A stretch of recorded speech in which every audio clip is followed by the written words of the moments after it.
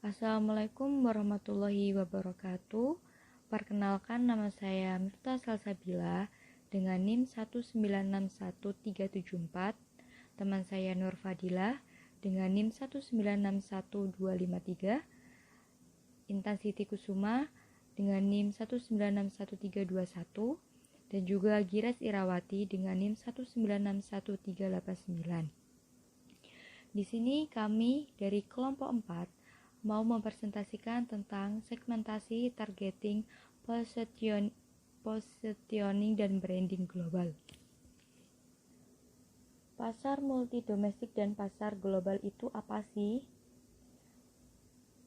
Pasar multi domestik, Holt Porter dan Ruden 1982 ini dapat didefinisikan sebagai pasar-pasar produk yang memiliki perbedaan signifikan dalam hal preferensi dan tuntunan fungsional konsumen lokal. Pasar multidomestik mencerminkan variasi faktor budaya, religius, sosial, sumber daya alam, dan iklim. Implikasinya, perusahaan yang ingin memasarkan produknya di pasar multidomestik harus mampu mengadaptasi produk dan jasanya sesuai dengan tuntunan kebutuhan dan preferensi lokal di masing-masing negara yang dimasuki. Pasar global atau global markets biasa didefinisikan sebagai pasar yang memiliki kesamaan preferensi konsumen di antara berbagai negara. Di dalam negara yang sama, bisa jadi terdapat berbagai macam segmen konsumen yang memiliki preferensi berbeda-beda. Namun, batas-batas antar negara bukanlah pemisah segmen yang signifikan. Selanjutnya, lalu apa perbedaan batas antar pasar? Pasar multidomestik adalah pasar ditentukan berdasarkan batas-batas antar negara. Pelanggan dan pesaing berasal dari pasar lokal atau domestik. Pasar global, pasar melampaui batas-batas antar negara. Pelanggan atau pesaing datang dari berbagai negara. Perbedaan pelanggan. Pasar multidomestik, perbedaan signifikan tanpa jelas antar pelanggan di berbagai negara.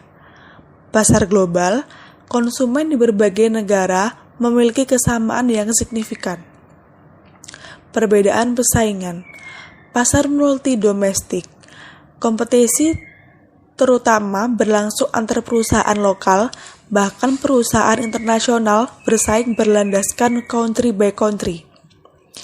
Pasar global, pesaing ada di setiap pasar utama, kompetisi berlangsung dalam lingkup regional maupun global. Perbedaan interdependensi. Pasar multidomestik, setiap pasar lokal beroperasi sendiri-sendiri dan terpisah dari pasar lokal lainnya. Pasar global beroperasi saling mempengaruhi satu sama lain. Perbedaan strategi. Pasar multidomestik, strategi lebih berbasis lokal. Pasar global, strategi memiliki lingkup regional atau global. Selanjutnya, gambaran umum pasar global. Yang pertama, Free Trade Area merupakan sekelompok negara yang sepakat untuk menghapus semua hambatan dagang internal di antara anggotanya.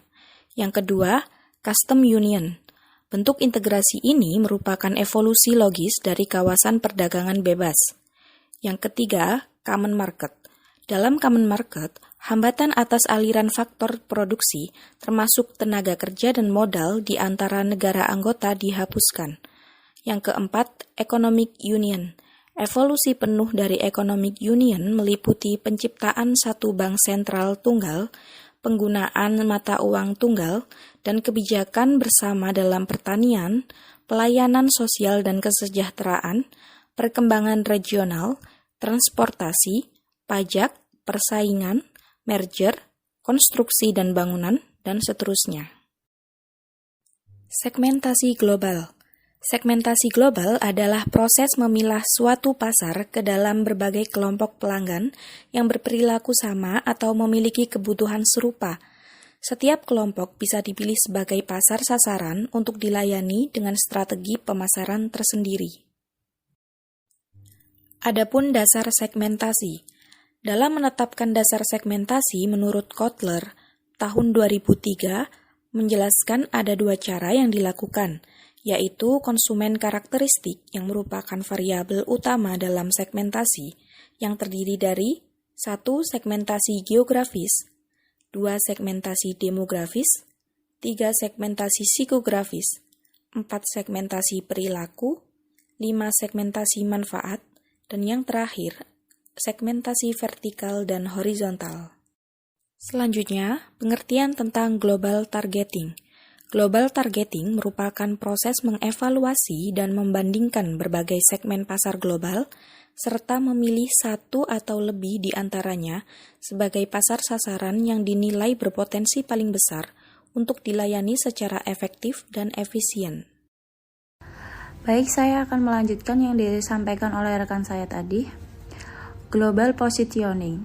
Positioning berusaha menempatkan produk dalam benak pelanggan sasaran sedemikian rupa sehingga memperoleh posisi yang unik dan unggul dibandingkan produk pesaing. Positioning harus menawarkan manfaat-manfaat tertentu yang diwujudkan dalam posisi nilai atau value propositioning perusahaan. Kemudian global branding. Isu pokok dalam global branding menyangkut standarisasi atau penggunaan satu merek global versus adaptasi atau beberapa merek nasional berbeda. Penggunaan satu merek global tidak mungkin dilakukan jika 1. Namanya sudah digunakan oleh perusahaan lain. 2. Nama dan juga logo yang dipakai bisa memiliki konotasi budaya yang berbeda. Kemudian yang ketiga, ada tuntutan untuk menerjemahkan nama merek ke dalam bahasa lokal, misalnya di RRC, Jepang, dan negara-negara lainnya. Kemudian yang terakhir, local brand versus global brands. Yang pertama, original local brand. Kategori ini mencakup merek-merek yang berasal dari negara setempat atau lokal dan dimiliki oleh orang atau perusahaan lokal. Kedua, quasi local brand. Kategori ini terdiri dari merek-merek yang berasal dari negara lokal namun dimiliki oleh orang atau perusahaan asing. Yang ketiga, acquired local brand.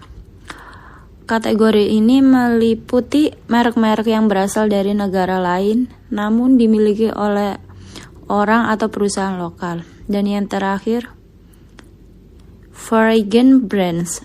Kategori ini merupakan kebalikan dari original local brand. Foreign brand berasal dari luar negeri dan dimiliki orang atau perusahaan asing. Berikut adalah UMKM kuliner Waffle Toast Jombang yang akan kami bantu usahanya.